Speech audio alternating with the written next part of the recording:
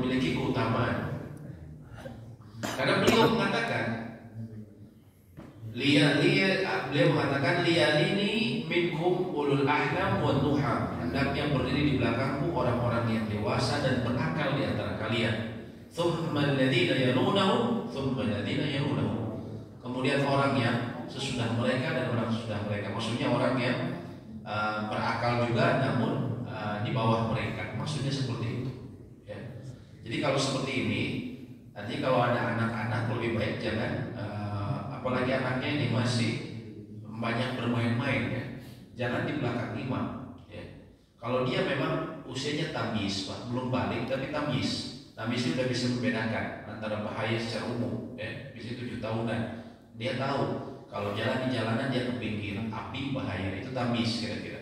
Kalau orang seperti ini anaknya, kalau dia misalnya berdiri di shaf pertama, maka dia berhak dapatnya. Tapi berusaha jangan usah dia kalau bisa ada orang dewasa yang lebih memiliki ilmu, maka yang dewasa yang diutamakan. Jangan disimpan di belakang langsung imam. Tapi dia lebih baik agak ke pinggir ya.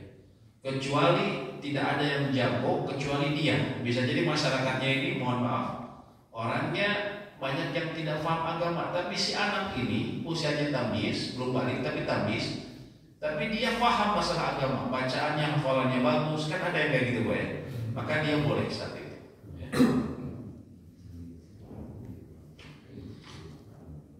Ya.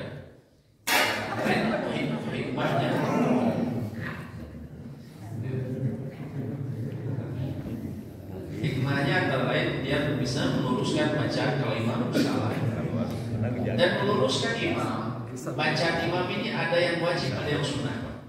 Yang wajib apa? Kalau imam salah dalam membaca Al-Fatihah, bisa jadi mungkin karena grogi, salah membaca Al-Fatihah dan bacaannya itu bisa merubah makna. Misalnya yang tadi saya bilang, an'amta menjadi an'amtu, atau misalnya iya karena jadi iya gitu, bukan iya.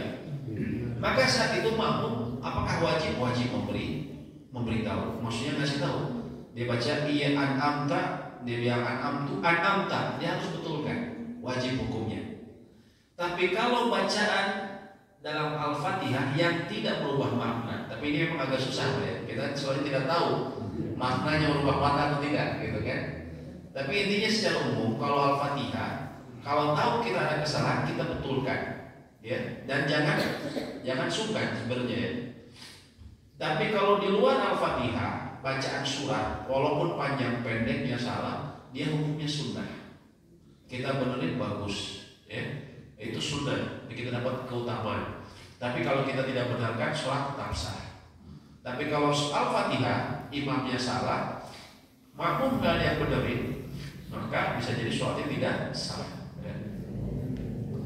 Kemudian yang kedua adalah berusaha mendapatkan shaf pertama. Ya. Nah, ini kita sudah sering dengar ya. Walaupun ini kita suka mangga dipayung ya. Mangga gitu kan. Tapi kalau pas pembagian gaji ke-13 rebutan, Pak. Kalau pokoknya urusan dunia kita rebutan. Tapi kalau urusan agama mangga dipayung gitu. Padahal kata Nabi SAW, taqaddamu fa'tamu bi wa la yata'ma wa la yatamma bikum man ba'dakum wa la yazalukum yata'akhiruna hatta yuakhirumullah.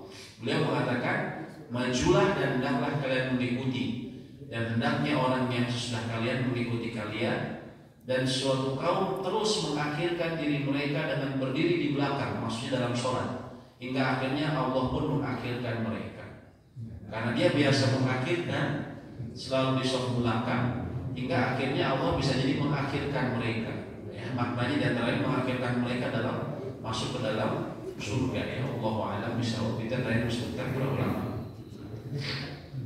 Dan juga Nabi SAW mengatakan, lau ya'lamun nasu ma fi nidai wa shaffil awwal. Seandainya manusia mengetahui pahala yang sangat besar di balik adzan. Maksudnya apa? Di balik mengumandangkan adzan. Pahala besar orang yang mengumandangkan adzan itu sangat besar pahalanya. Ya. Antara lain orang yang datang semua itu, dia berikan pahala juga buat dia yang mengumandangkan adzan, ya, yang datang atas panggilan dia. Dan juga soft pertama, andaikan tahu pahala yang besar di balik soft pertama, thumma lam yajidu illa an yastahimu alaihi lastahamu. Andaikan orang tahu betapa besar pahalanya, sehingga kemudian kalau di soft pertama ini harus diundi, maka orang-orang akan ikut undian itu. Mau saya ikut undiannya, saking apa? Bahwa besar sekali pahalanya. Nabi SAW tidak menyebutkan secara rinci, namun ini isyarat kata para ulama bahwa pahalanya sangat besar. Dan juga di antara hadis ini disebutkan orang yang bisa saf awal ini mendapatkan doa malaikat. Ya. Adapun kaum wanita maka mereka dianjurkan berdiri di saf yang paling akhir. Bagaimana kalau misalnya safnya ini terpisah gitu? Misalnya dalam ruangan, misalnya di atas, apakah berlaku harus di akhir?